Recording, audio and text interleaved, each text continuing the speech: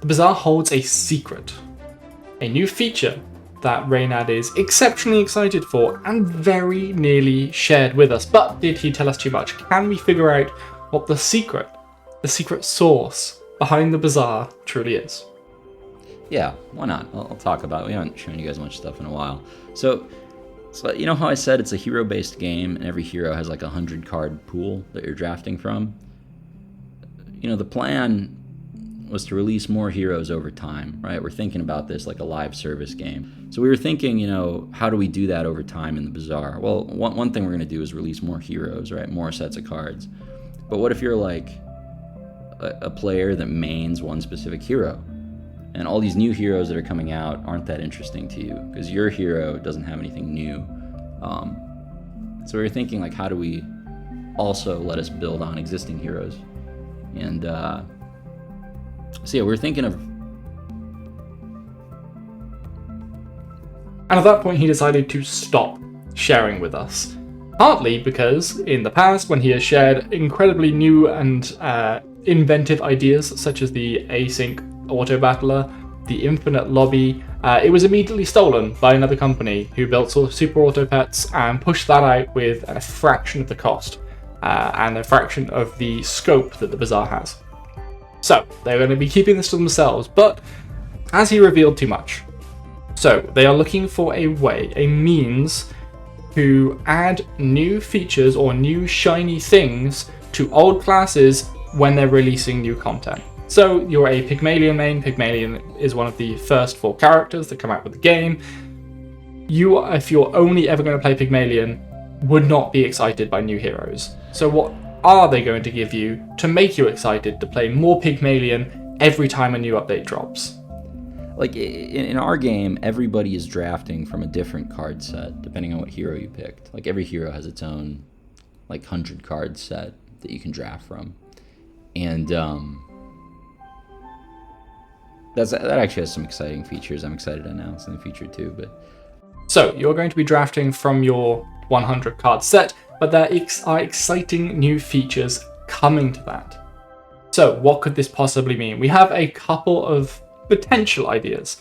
The first of which, the one I am potentially most excited for, are sort of subsets of those 100 cards. So whether or not that is going to be your base 100 cards, and then you choose a subsection of 20 extra cards that are included. For example, maybe it's a Pygmalion Truffle Hunter subset, right? So you have your main Pygmalion set with 100 cards in it, but then you have a bunch of extra cards that are included that add a sort of archetype to it, that allow you to experiment with that actual bit.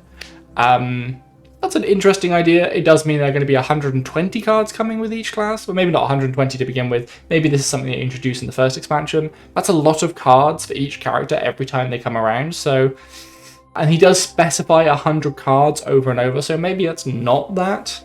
Another alternative option was almost a sub-class draft. So you have your 100 cards from Pygmalion that you're drafting for, but maybe you also choose a subclass of Dooley. So you have your 100 Pygmalion cards you're drafting from, but you are also having the chance to see some Dooley cards in there. This is another thing they talked about in the stream, being able to draft from other classes. They touched on it very briefly, said they want to include it, but not too much. So maybe it's not that either.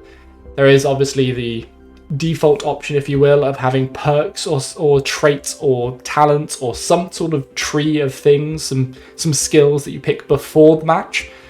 That maybe not where they're going. I'm afraid I couldn't find the source for this, but I am told by many of the people in our Discord server who know the Bazaar better than anyone else, so if you want to learn more about the Bazaar, join our Discord server.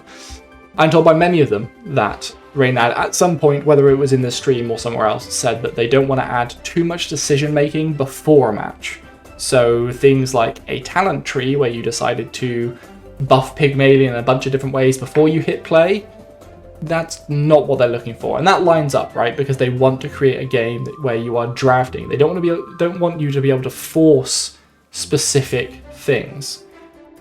Which means they're probably going to be introducing new things with each update to old classes that happen within the draft, not outside of it. Our game is like a hero-based game, so when you unlock a hero, you get like 100 card set of cards for that hero. And when you play a run, you're drafting from that set of cards.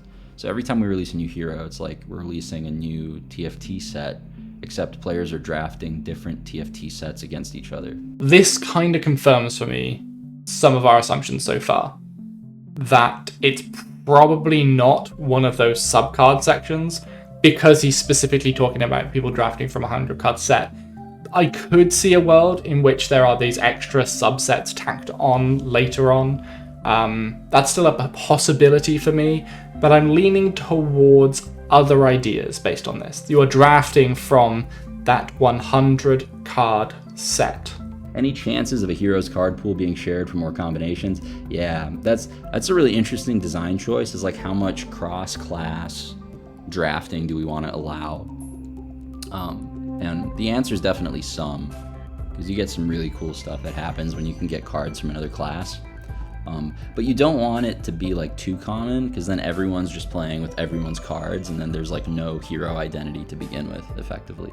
And then we finally see the reason behind why I don't think it's going to be a subclass. For example, picking Pygmalion and having a Vanessa subclass. They want to create distinct hero identity, and that would definitely merge them. It would still have hero identity, you'd still have that feeling of playing Pygmalion, but you'd be playing things like Pygmalion Vanessa, or you'd be playing Vanessa Stell.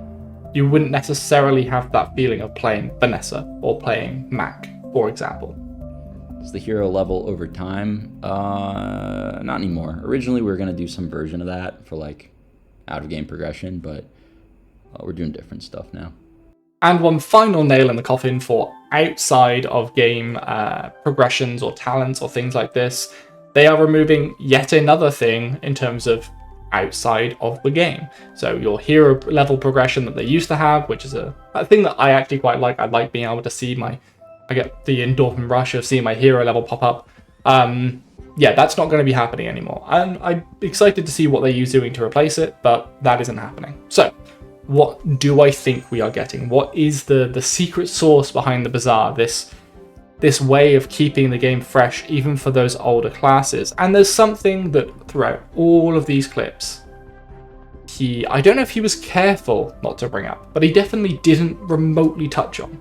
These hero skills or abilities or whatever you want to call them, the little circles that appeared either side of your hero portrait in older versions of the game, he hasn't brought those up yet at all. And I think that might be what they're trying to not talk about. I don't necessarily think they're just doing hero skills, because that wouldn't be this incredible new thing. I would never have been able to predict the infinite async lobbies. I just think that's where they're working. They are doing something with that to enable old heroes to feel new again in new updates. These things, if you don't remember them from back in the day, they were things like specific hero abilities for Stell that would work around getting extra altitude, or Jules whenever you feed someone, do a thing, or perhaps Vanessa would burn the enemy whenever you use the leftmost item. They were specific to each class as well, which is why I think this might be where they are targeting things. Now, what could they possibly do with this? Well, they could just be adding more. Maybe they just add more of these hero skills into the game, so when you're playing Pygmalion, maybe you get to see one of the new ones and you get to try a different flavor of Pygmalion. You get to try and make him work with this maybe new keyword that's dropped in. Maybe there's a new keyword called bolster or something, I don't know.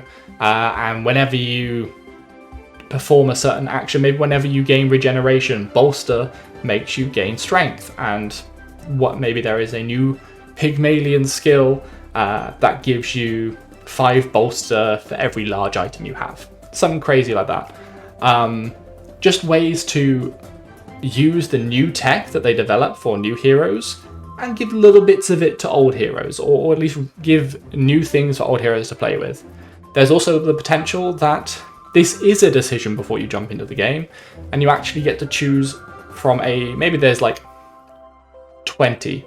I just picked a random number off the top of my head. Maybe there are 20 of these for every hero on launch. Maybe when they release 5 more for each hero, when a new hero drops, maybe you can only pick from 20. So maybe you have to have a different set of 20 of these that you have to draft from. So maybe there is a little bit of pre-game choice, maybe there isn't, maybe there just becomes a pool of 25 from there on, and it becomes a little bit harder to get exactly the ones you want. Who knows, but I think my personal vote goes towards hero skills. I think that is where they're going to be innovating. That being said, like I said before, I did not get async lobbies correct at all. I think they are working with hero skills, but I have no fucking clue what they're going to do with it. And I'm excited to see what Reynad and the team brings, and as soon as they do let us know, I'll let you know here. So be sure to subscribe, and I'll see you when that information drops.